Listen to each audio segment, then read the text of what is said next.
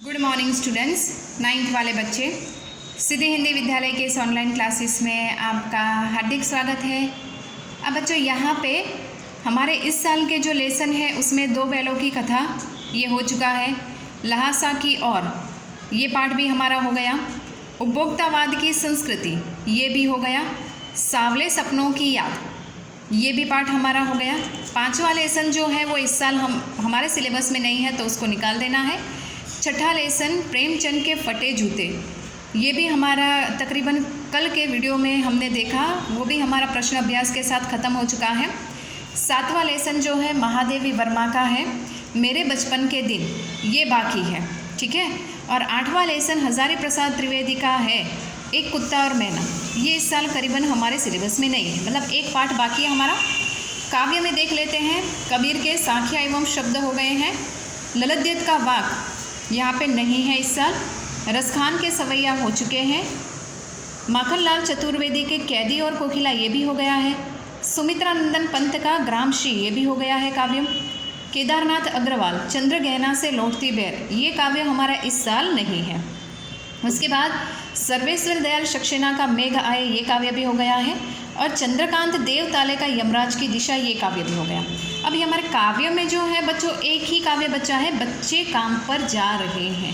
तो बच्चों यहाँ पे हमारा जो इस सिलेबस में इस साल जो अंतिम काव्य है बच्चे काम पर जा रहे हैं, और एक पाठ हमारा मेरे बचपन के दिन ये रहा है। तो हम काव्य की शुरुआत करते हैं। सबसे पहले यहाँ पे बच्चों हम साहित्य का परिचय प्राप्त कर लेते हैं, ठीक है। जो साहित्यकार है यहाँ पे आपके पास किताब है उसमें ध्यान दीजिएगा। साहित्यकार का परिचय यहाँ पे दिया गया है, मैं आपको जूम करके दिखाती हूँ। राजेश जोशी, ठीक है। राजेश जोशी जो है उनका परिचय हम सबसे पहले प्राप्त कर लेते हैं, जिन्होंने ये काव्य लिखा है बच्चे काम पर जा रहे हैं। अब यहाँ पे थोड़ा सा पढ़ लेते हैं। राजेश जोशी का जन्म सन 1946 मध्य प्रदेश के नरसिंहगढ़ जिले में हुआ और शिक्षा पूरी करने के बाद पत्रकारिता शुरू की और कुछ सालों तक अध्यापन किया। राजेश जोशी ने कविताओं के अलावा कहानियाँ, नाटक, लेख और टिप्पणियाँ भी लिखी। साथ ही उन्होंने कुछ नाट्य रूपांतरण भी किए। कुछ लघु फिल्मों के लिए पटकथा लेखन का कार्य भी किया। उन्होंने भर्तृहरि की कविताओं का भी अनुरचना, भूमिका, कल्पतरु, यभी एवं माइकोस्वी की कविता का अनुवाद पतलून पहिना बादल नाम से किया है। कई भारतीय भाषाओं के साथ साथ अंग्रेजी, रूसी और जर्मन में भी राजेश जी की कविताओं के अनुवाद प्रकाशित हुए। तो बच्चों यहाँ पे ये जो राजेश जोशी हैं उनका जन्म जो मध्य प्रदेश के नरसिंहगढ़ जिले में उनका जन्म हुआ। शुरुआत से यहाँ पे शिक्षा प्राप्त करने के बाद वो पत्रकारिता के क्षेत्र में जुड़े। बच्चों हमने बहुत सारे ऐसे साहित्यकारों को देखा है कि जो अपने जीवन में इस तरह से पत्रकारिता के क्षेत्र में जुड़ते हैं, और पत्रकारिता के क्षेत्र में जुड़ने के साथ साथ यहाँ पे ये क्या करते हैं, क्यों जुड़ते हैं, क्योंकि इससे उनकी जो रचनाएं हैं वो सरलता से छपे और लोग जो हैं वो पढ़ सकें। अब यहाँ पे इसके अलावा उन्होंने क्या कविताएं लिखी, कहानियाँ लिखी, नाटक लिखे, लेख लिखे, उपन्यास, टिप्पणियाँ लिखी, बहुत कुछ लिखा। नाटक का रूपांतरण भी किया। इतना ही नहीं, उन्होंने लघु फिल्में बनाई। लघु फिल्में यानी जो छोटी फिल्में होती है जिससे हमें सीख कुछ मिलती है, जिसको हम स्टोरी जैसा कहते हैं, जो करीबन 15-20 मिनट की ही होती है, ऐसी फिल्में भी उन्होंने बनाई। उसके लिए उन्होंने यहाँ पे स्टोरी लिखी। इसके बाद यहाँ पे भर्तृहरि की कविताओं की अनुरचना, भूमिका, कल्पतरु, यभी और माइकोस्वी की, मतलब ये जो साहित्यकार माइकोस्वी पाश्चात्य साहित्यकार कवि हैं, उन्होंने जो लिखा है उसका भी उन्होंने हिंदी में अनुवाद किया। इसके साथ साथ ये जो राजेश जोशी साहित्यकार है बच्चों, वो यहाँ पे हिंदी भाषा के साथ साथ अंग्रेज़ी, रूसी और जर्मन भाषा भी जानते हैं। उन सब का भाषाओं का भी उन्होंने अनुवाद किया। अब यहाँ से थोड़ा और परिचय प्राप्त कर लेते हैं उनका।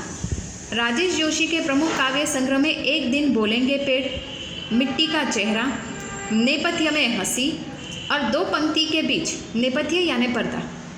उन्हें माखनलाल चतुर्वेदी पुरस्कार, मध्य प्रदेश शासन का शिखर सम्मान और साहित्य अकादमी पुरस्कार से सम्मानित किया गया।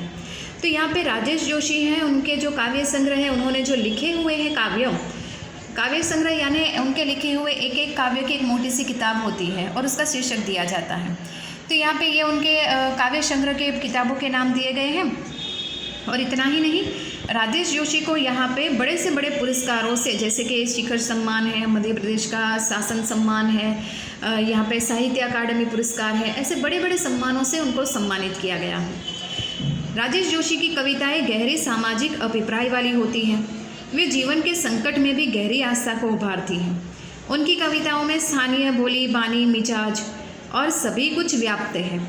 उनके काव्य लोक में आत्मीयता और लयात्मकता के साथ मनुष्य को बचाए रखने का एक निरंतर संघर्ष भी है। मनुष्य के नष्ट होने का खतरा राजेश जोशी को इतना प्रबल दिखाई देता है, उतना ही वे जीवन की संभावनाओं को खोज के लिए भी बेचैन दिखाई देते हैं। तो बच्चों, यहाँ पे उनके कहने का मतलब है कि उनकी कविता जो है वो सामाजिकता के ऊपर है। समाज में रहने वाला इंसान कितना कभी कभी मजबूर, लाचार, बेबस हो जाता है, उसके बारे में उन्होंने अपनी कविताएं लिखी हैं।